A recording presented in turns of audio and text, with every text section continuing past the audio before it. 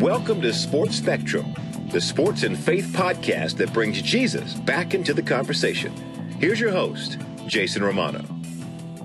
This episode of the Sports Spectrum podcast with Tommy Kyle, the Executive Director of Nations of Coaches, is brought to you by Compassion International. $38 a month and you release a child from poverty. It's that simple.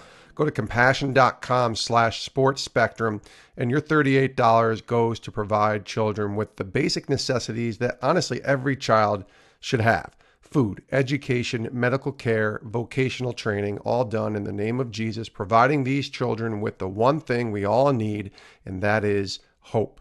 Release a child from poverty. Do it with Compassion International. Go to compassion.com/sportsspectrum and sponsor a child today. Today in the podcast, we dive into the world of college basketball and coaches in college basketball being equipped through faith in Christ. And Tommy Kyle is the executive director of the Nations of Coaches, which is a ministry that is doing exactly that, equipping these major college programs and even some of the smaller college programs in a way that builds them up in the Lord. Coaches in college basketball, really coaches all over the country in all different sports, are so caught up in giving and pouring into others and just releasing all the knowledge and everything they have to others, but very rarely are they getting fed back. Are they getting poured into themselves? And so Nations of Coaches has become a place where, along with the leadership of Tommy Kyle, our guest today, is equipping these coaches spiritually in an amazing way.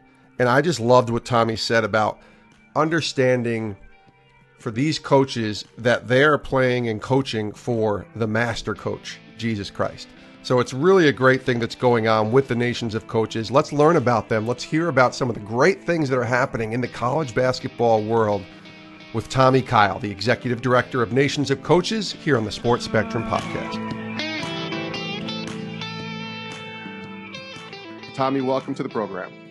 Jason, great to be with you today. Looking forward to talking and spending time with you. Me too. I'm excited, Tommy. And really, for our audience that may not be familiar with the Nations of Coaches, I think starting there is a great place for us on the podcast. Tell us what the Nation of Coaches is, its origins, and kind of what it entails.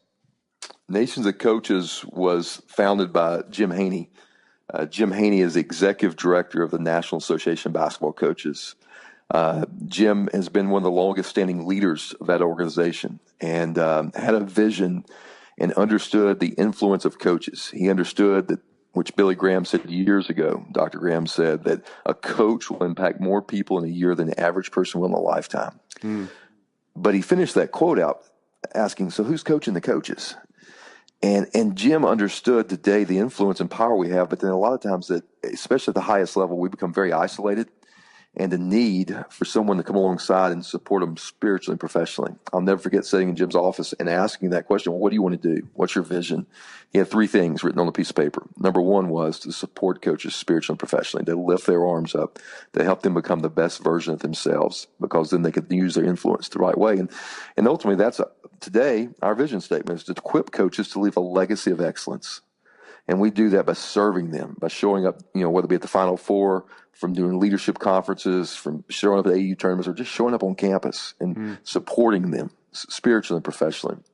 The second thing, Jim's vision of the Nations of Coaches was pouring back into marriages, protecting the home team. The divorce rate in this profession is 26% higher than the national average. But yet we're coaching young men and women that 77% today is the average, come from one or no parent homes. They've never seen a family unit. And we've got to do something to protect the marriages. And so that was Jim's vision. He said, hey, we got to support these coaches. We got to support their spouses. We got to pour back in their families. And then the third thing they had written on a piece of paper was we got to help coaches develop character, mentoring, something that to come along with the help of the student athlete. And really, to be honest, we're going to get into that later. That was at the time what I was doing, what I was excited about. Today, we call that character coaching. We place character coaches working with coaches in their programs around the country. And man, we've seen such an improvement and a change in young men and shaping them, not just for the 4 years at their college or university, but to become the leaders and the men that God intends them to be years from now. And then that all rolls back into the legacy, that our legacy is not about winning championships or putting up banners or putting trophies in trophy cases, but it's the young men and women we coach. And 20, 30 years from now, they come back and go, hey, this coach changed my life. That's for us the true win, equipping coaches to leave a legacy of excellence. And your background, I believe, is in coaching. So tell us a little bit about the background that you've been in this profession and how you came about becoming the executive director of the Nations of Coaches. Yeah, Tommy Kyle's story is definitely a God story. It's one of those things that as a former coach, spending years drawing up plays on dry erase boards to win games was a play that I would never draw up and could not have drawn up. I was a high school coach in a small Christian school in Alabama, and got the opportunity through my mentor to go overseas and coach SEC, ACC athletes in the summertime. And really had no business. Thought I would be the water boy on that, but got to lead this group. And what happened on that is we began to fall in love with 18 and 20-year-old college athletes and vice versa. And one trip led to 4, 5, 6 trips over the years to come. And what we begin to see happen is these kids were screaming for someone to pour in their lives. I say many times speaking that we realize the scariest day of a basketball player's life is graduation day. Now that sounds unique, but for a lot of these young men playing at the highest level today, they've been needed and wanted and used since they were about 10 years old because they've given unbelievable God-given ability and talent. And then they get through school and they graduate and they get a diploma, but they realize they're not in the 1.2% that go on to play professionally, whether it be in the NBA or overseas. And for the first time since 10 years old, it's like, well, what do I do? And what my wife and I begin to see is a lot of these young men had never realized that God created them and that the master coach ultimately had a plan for their lives, and it was good. And it may not be with a round orange ball filled with air, but the principles and the things that they learned from that game would help them become successful and impact our world in a positive way, not what was happening a lot of times. They're going back and impacting it in a negative way. And ultimately what happened is we were allowed, had no clue really what we're doing, to put the first chaplain in the SEC. Today we call them character coaches, with Coach Dave Odom. And we saw the impact of a young guy named Jack Easterby, who is actually today the character coach for the New England Patriots. Sure. And the impact he had. And then that led us to going, okay, well, why can't this be done at other SEC schools, at other ACC schools, that all these kids. And ultimately we, felt like God was kind of moving us, and we got challenged by a coach, well, you got to do this. And we kind of laughed and thought, man, we can't do this. And it wasn't but about a year later that Dave Odom was the president of the National Association of Basketball Coaches, and he was with Jim Haney and heard his vision. And they had got this off the ground, but they had no one to run it. And I'll never forget, Coach Odom called and said, hey, I recommend you for a job today. And I kind of laughed out loud. I wasn't coming to South Carolina to coach. And then when he told me what it was, I laughed even louder. But it was 11 years ago after that call that Jim Haney and Pastor Brett Fuller, the national chaplain, and several coaches offered us to take over this ministry. And so we spent probably the first couple of years not knowing what we were doing, trying to figure it out, trying to get off the ground. And then we've watched the master coach. We've watched God do an amazing work today that I think we have over 150 character coaches placed. We have regional directors all over. We do leadership conferences. We do marriage retreats, literally seeing God take back the game he created. And man, we're just excited about what he's doing through the work of Nations of Coaches. Tell me about the level of coaches. Certainly name names where you want, and certainly don't where you can't, I should say, because obviously it's private in many cases for people who are living out their faith but don't want their names out or whatever the stories that you have. But kind of talk us through the level we're talking about here. We're talking about the highest level of college basketball, right? Yeah, that was the interesting thing, and I would say the unique thing that God did, and probably actually through Jim Haney's influence, because he is such a God allowed him to be such a powerful man in our sport, that a lot of ministries and things that start from the ground up. And well, we kind of started from the top down. We started out placing character coaches with Kansases and Alabamas and major institutions of the world. And today, the majority of our guys actually started out in SEC, the ACC, the Big Ten, the Pac-12, the Big 12. I mean, all your major conferences, we have character coaches. We're working with their coaches. They're sending their staffs to our retreats, to our leadership summits. And so because of that, that gave instant influence that when you drop down to the NAI and Division II and others, that they would go, oh, well, they're doing it at Texas A&M. They're doing this at Tennessee. They're doing this at Maryland. And then really what's happened is then everyone else goes, well, hey, I got to have that as well. And it's to some amazing success. And so it's allowed us to really touch all across men's college basketball. And then even today, as some of our coaches leave the college ranks and go to the NBA, now we've begun to work with NBA teams, and they're doing the same thing. And so literally we're touching all levels of basketball here in the United States today. You mentioned the word success, and we're seeing a lot of success. What is success in your eyes as far as what the Nations of Coaches and the way that they're helping different teams, all different levels? What is success in your eyes? It's a unique question that we talk about quite often with our staff, because I think that we live in a scoreboard society. Yeah. We're all after the win. At the end of the day, what is the W? What's that look like on that scoreboard? And I would say that our W may be a little different than most. Our W is that when we have a coach, a staff, a team that we feel like that are not just successful in court, and we truly believe that this done the right way, and we've done the research, graduation rates go up, the win column goes up. But what we're truly after is the heart of the coach. What we're truly after is the heart of the athlete. I feel like we do a great job today, and I have this conversation with coaches all the time, developing the body of an athlete, the mind, but what are you doing to capture the soul, to capture the heart? Yeah. And that's where I feel like our sweet spot is success today is when we have a healthy coaching staff where the head coach is not only just leading, but he's serving his staff, that they're serving each other. And that's done through we're coming in and our character coaches maybe leading a Bible study with that staff, that the staff spends time praying together, that they go do retreats and marriage retreats together, that the staff is healthy, so it allows them to lead with all the pressure that they face today. It allows them to lead the proper way. And that is amazing to watch that happen.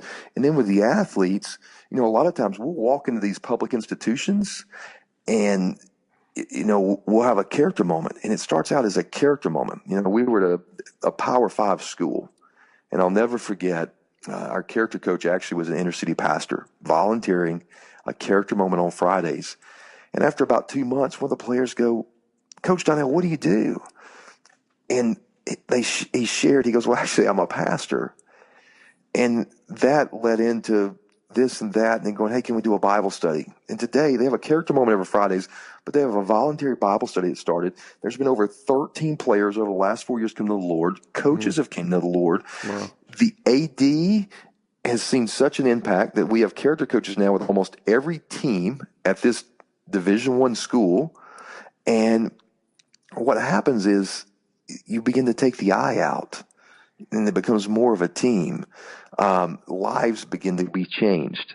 So, a long answer to a short question, the win for us is when that team, when that staff begins to realize it's not about them, and they begin to play and the coach for the master coach. They begin to understand that true greatness really is found when we die to self and we serve others, when we leverage our time, talent, and treasure to reach someone else's goals. And so for us at Nations of Coaches today, that's why we go, wow, that's success. When we see a coaching staff or we see a team that really starts functioning what we call as a high-level team. We call it a higher level of play. We're talking to Tommy Kyle here on the Sports Spectrum podcast, the executive director of Nations of Coaches. I love hearing, because we talk a lot to team chaplains in football. We've been around the baseball community a lot. In basketball, certainly we've had some players on, but not really understanding from a coaching perspective. And we had Tony Bennett on a couple months ago on this podcast from Virginia, great guy. heart for the Lord like I haven't seen in too many guys that I've talked to. But we haven't really heard how these guys are being poured into. And I think that's so important. Can you expand on that? Because I've seen coaching in the coaching profession. I hear a lot of stories about guys being burned out and they're working crazy hours and they're just pouring in and pouring in and pouring in and just never allowing themselves, A, to breathe and live, but B, to be poured into. And obviously that's really what the whole idea of Nations of Coaches is about. Can you expand on that? I think it's a biblical principle, and we call it the ministry of presence. A lot of times is, especially high level type A leaders, we never take a breath. We're always going. And, what we want to do is we want to provide someone, which we call a character coach. The world may call a mentor, a discipler today, to walk along beside them and just be present and to serve. And a lot of these coaches today actually will say, hey, I want this character coach. And they'll do it, Jason, for their players. But in every situation, what we've seen is that character coach becomes that coach's best friend.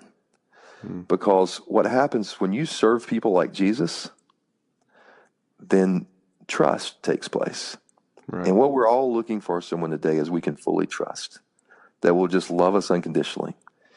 And then what happens in the coaches today and how they're served is then those coaches begin to share their struggles. They begin to share those frustrations. They begin to share what may be going on. And sometimes they just need a place that they can do that and know that, hey, no one's judging them. No one's going to go share that in the public. And and then what will take in turn takes place is that coach knows that character is going to pray for them, that's going to encourage them, that sometimes going to speak truth to them, sometimes just going to listen.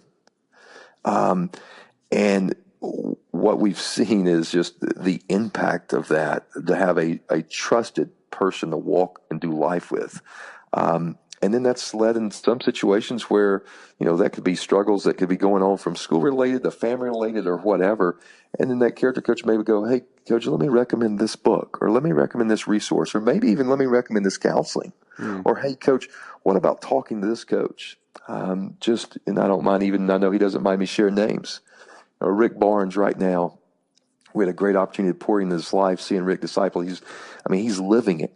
He is living it right now at Tennessee. Everybody wants to talk about his success, but I'm going to tell you the success, he's always been an amazing coach, but the success you see now, and what God's done in his life and off the court is unbelievable. And just recently, we had a character coach call and say, hey, my coach I'm serving is struggling here. And he says, do you think? And we said, sure. And so we connected this coach that was really struggling with Coach Barnes. Right. And so that peer-to-peer relationship to go, okay, here's a guy that just needed someone else that was in the same place he was to go talk to another guy that loves the Lord, and just to share, hey, this is what happened in my life. And so just providing different avenues. And you mentioned Tony Bennett. There's another one that the same thing, sharing, pouring into their players a different way.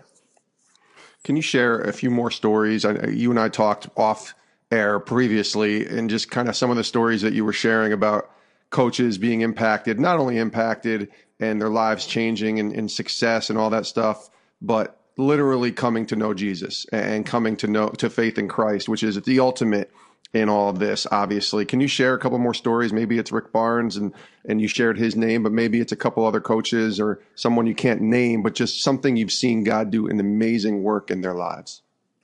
Well, I probably could share, Jason, for the next week if you wanted to.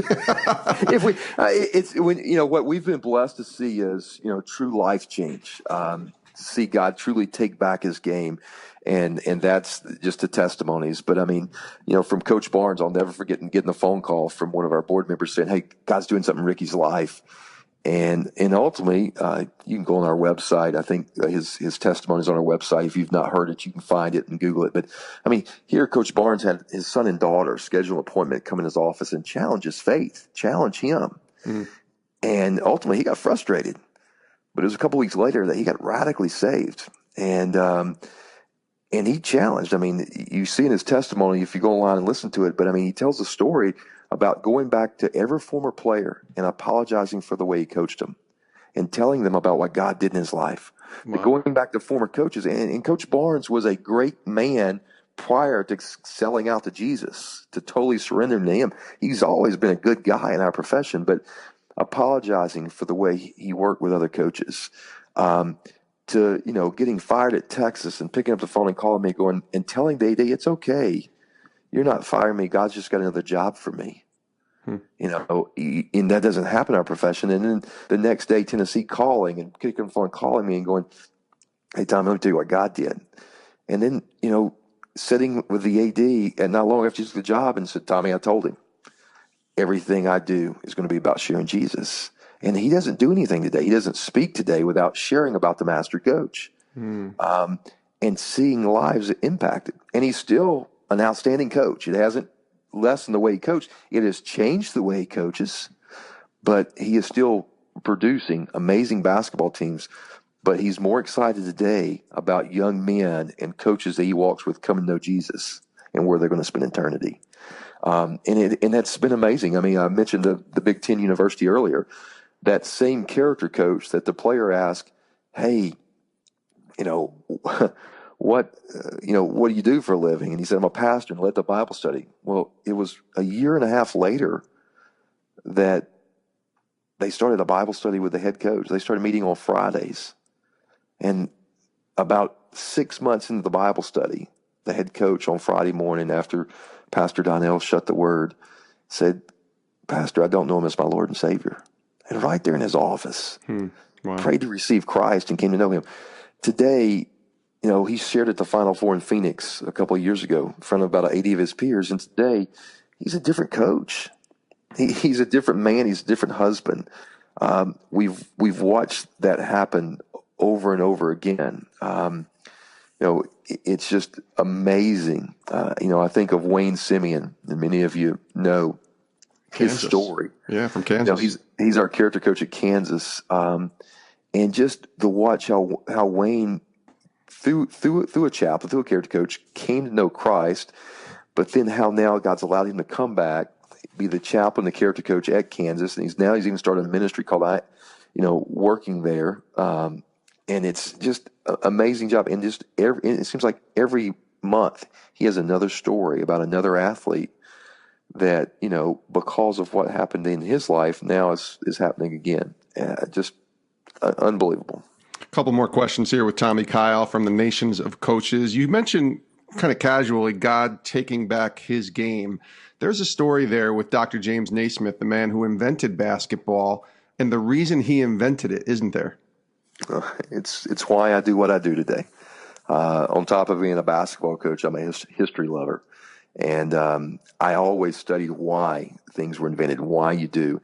Basketball is the only sport that we can go back in history books and find that the inventor, the person that founded it, began it, that he prayed and said, God, give me something that'll bring young men to you. They came to James, who was a PE teacher and a Bible teacher at the YMCA. And they said, we got to have something for the young men to do in the wintertime. These New England winters are too cold. You can't play football year round. And he invented basketball. I use this all the time speaking to businessmen. There's a Wall Street Journal article probably about 8 years ago called Pathway to Madness. I love that the author of that article in the Wall Street Journal said that Naismith's vision was to reach men for the master through the gym. That our sport, ultimately, you think about that. You think about nations of coaches today, and I say this all the time, is when coaches understand what they were called to do, why our sport was created, then that changes everything, because our sport was created that young men will come to know Christ, that they would come to know the master coach that through playing a sport. And then, people go, why the nations of coaches? Well, ultimately, 1891 basketball was invented. In 1893, YMCA missionaries began to take basketball around the world to plant churches. The first church in China, the first basketball game in China was played in 1893, 2 years after the game was invented by YMCA missionaries. Wow. And today, soccer's the number one in the world, but the world would look at the U.S. and think basketball. Yeah. And we believe that through the game of basketball, you can still reach the nations. I love that. Two more questions here with Tommy Kyle on the Sports Spectrum podcast. You go and travel a lot. You're around coaches. You're talking to them every single day. what are you finding is the biggest spiritual battle? We have a lot of coaches that listen to this podcast as well. And what are you finding is the biggest spiritual battle that these college basketball coaches are facing? And I'm not say just coaches, but I think it's everyone in general. It's just time. I think today the enemy does a great job of busyness. That there's all these things that we have to do to be successful. Whether it be to be a successful basketball team, or to have a successful basketball coach, or to run a successful business, or to be successful. And there's so many things that we have to do, that we don't do the little things that would make us successful. And if we did that, if our team did that, we would be irate. If our employees did that, we would be irate. And that we miss out on the fundamentals. And what I mean by that is, are we spending time with a master coach daily? Yeah. Who's iron sharpeneth iron in your life? That's why our character coach is such a big deal. Who are you talking to? Are you spending time praying? That we don't carve out enough time for the little things. You ask people about their priorities all the time, and they'll say, if they're a believer, they'll say God, family, and then what else? But if we laid out your calendar this week, coach, does it show that? When's the last time you went and watched your son play? When's the last time you made it home for dinner? When's the last time that you spent? And there's a reason that the divorce rate's up, and that's not just amongst non-Christian. It's Christians as well. Yeah. And I think that's the biggest thing today is learning how to balance our time and do the fundamentals of the faith well. And it's the same thing that we know. If we're going to be a successful basketball team, we've got to do the fundamentals well. Well, if we're going to be successful leaders, we've got to do the fundamentals well.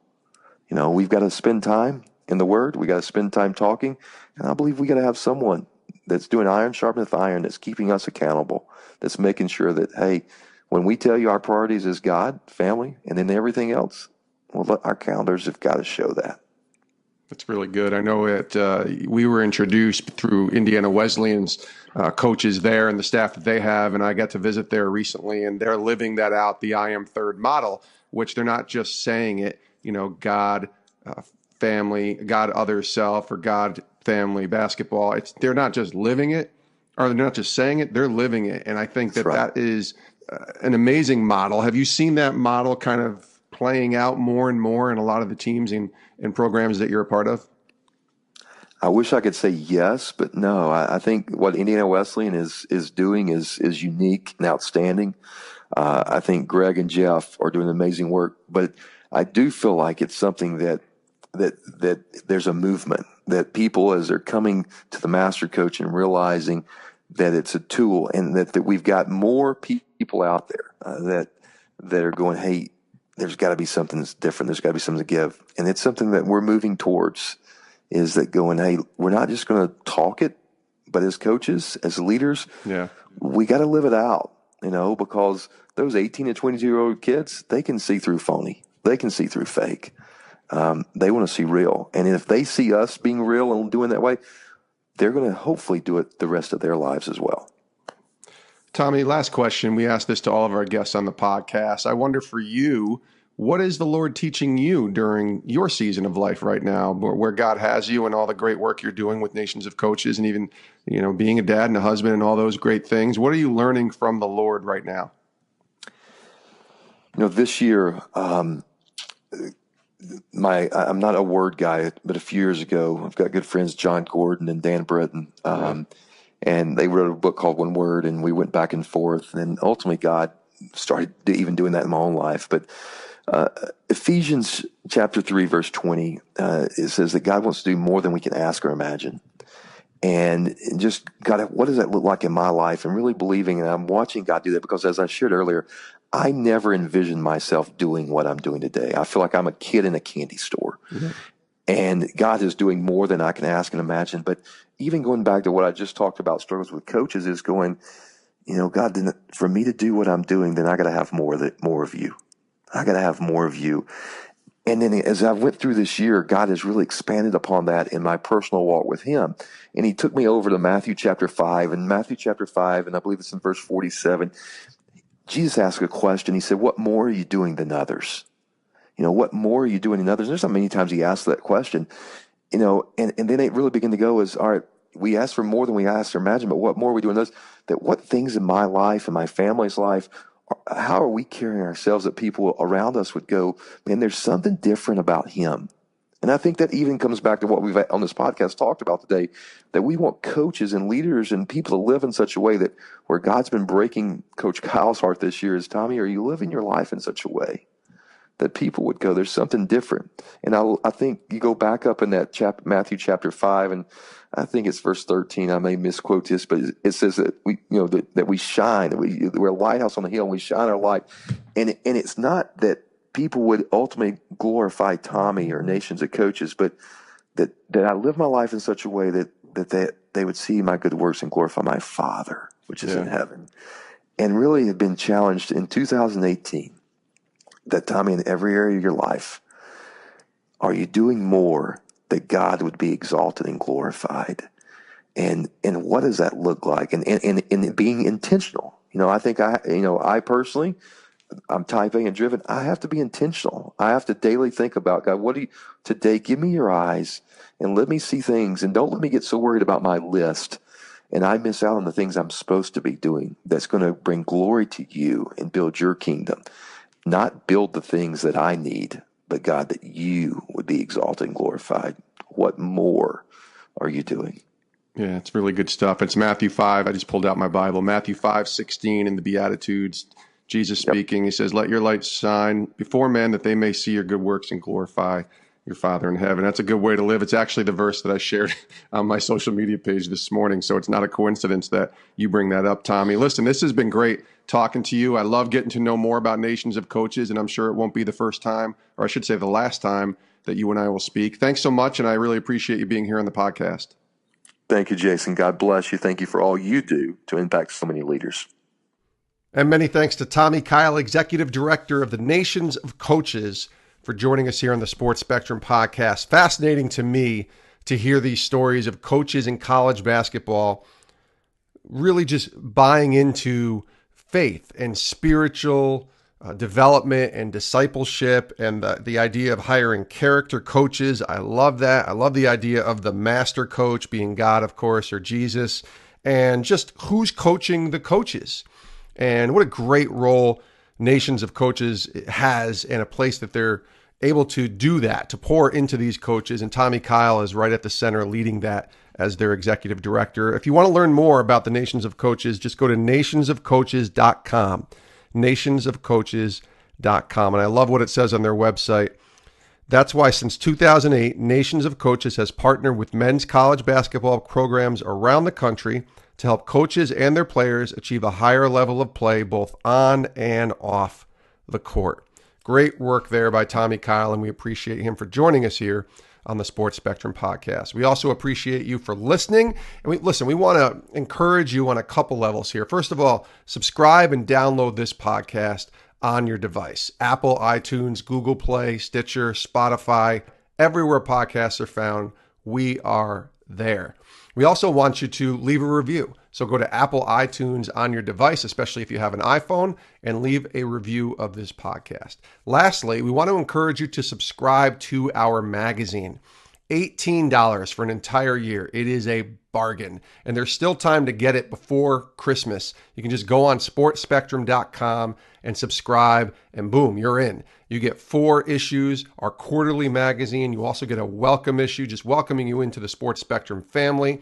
And we'll have a couple bonus issues throughout the year as well. It's $18. It's the best deal you're going to find, especially this holiday season. For $18, you become a member of the Sports Spectrum family by subscribing to Sports Spectrum's magazine. It is a great tool to hand out at an outreach, at a men's event, at a sports event, maybe in the locker room, maybe in a spiritual situation, a youth group, something like that.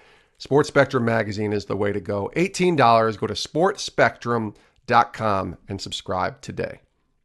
Thanks for listening to this episode of the Sports Spectrum podcast. You can reach us on Twitter, Instagram, and Facebook at sports_spectrum. You can also subscribe to our YouTube channel and get a bunch of content there. Lots of videos, great just first-person athlete stories, really good stuff there. And every episode of this podcast is also on our YouTube channel. And of course, you can reach us directly via email, jason@sportspectrum.com.